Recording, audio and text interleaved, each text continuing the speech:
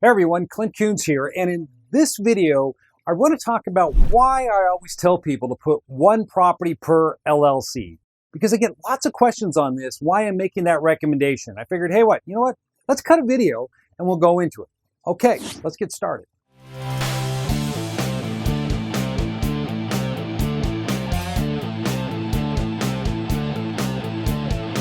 So, one property per LLC. Now, I know you've probably talked to individuals before, attorneys or CPAs, and you say, hey, I heard this guy talk about setting up one LLC per property, and they said, well, that's overkill. This is going to be expensive. You don't want to do that. How much are you trying to protect? Really, it's only the equity. Well, the fact of the matter is, when you're investing, you have to put it in perspective. What is at risk when you're a real estate investor? If you're looking at your deals, such as the equity in the property, then is that the only thing you're risking if something were to go wrong? So many people fall into this trap.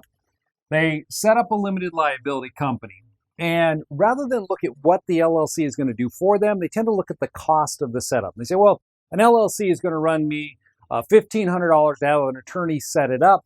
And if I need 6 limited liability companies, now I'm at $9,000. That's just too much money to spend to protect my assets.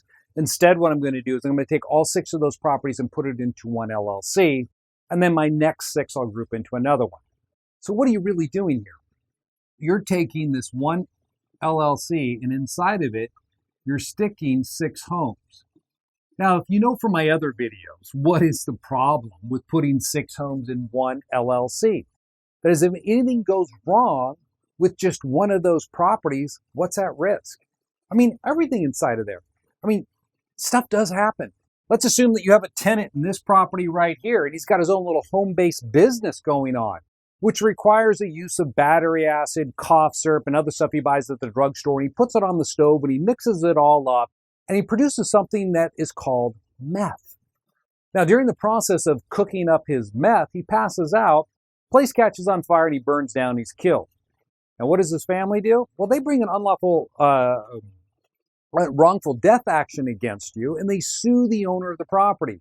Why did they sue the owner? Because the property itself didn't have working smoke detectors, they determined, when the fire marshal came in and looked at what had occurred. Now, why didn't they have working smoke detectors? Well, obviously because the meth head disabled them so he could cook meth.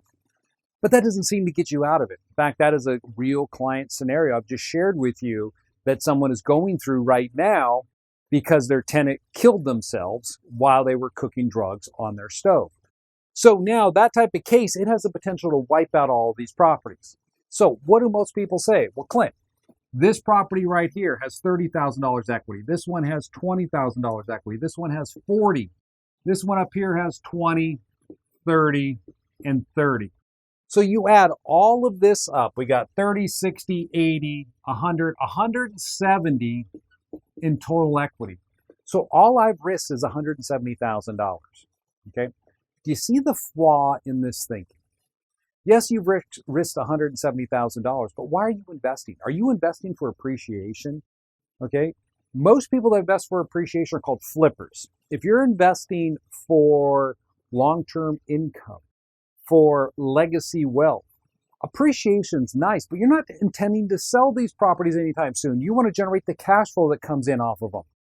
So to say you're only risking $170,000 is missing the real truth at what's being put at risk here. It is the cash flow. Because look at this. Let's assume that out of all, you have 6 properties, and those 6 properties bring in $900 a month each, is what it amounts to. So what's 9 times 6? That's $3,600 a month is what you're cash flowing at. Times 12, it's 36, what's that, say $43,000 a year. Now, for some of you who are watching this, you're doing the math, and I probably got it wrong. Don't put a comment on there. All right, I'm blonde. I have an excuse.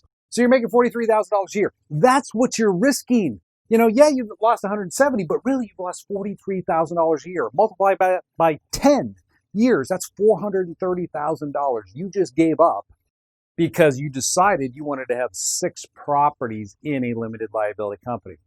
I've never met an individual once that's been involved in a lawsuit that came back to me and said, Clint, I really regret making an investment with your firm of X amount of dollars because it just saved me 15 million. I haven't seen that happen, but I've seen plenty of individuals come to us and say this: I wish I knew then what I know now, because it would have meant the difference between me filing bankruptcy and losing everything had I had that information. That is what I'm getting at here. You can't go back and fix this.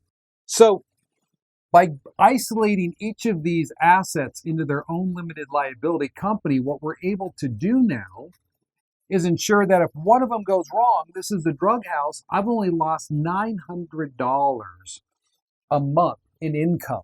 So instead of bringing in $3,600 a month now, I'm going to bring in $2,700 a month. So yeah, you're going to take a hit, but at least you still have your cash flow from your properties. That is why I recommend creating or setting up one LLC per property. Or maybe you're using a series LLC. Watch my videos on series, put them in different cells. However you do it, think about it from this standpoint. Why are you investing? If you're investing for income, then you want to make sure that you can do everything you can to preserve that income stream for as long as possible. Many people fall into this trap of looking at it purely from a cost basis. Do not do that. Hey guys, if you like the video, give me a like. Make sure you subscribe to my channel. I got great content coming out on a weekly basis on how to structure your real estate investing. All right, take care.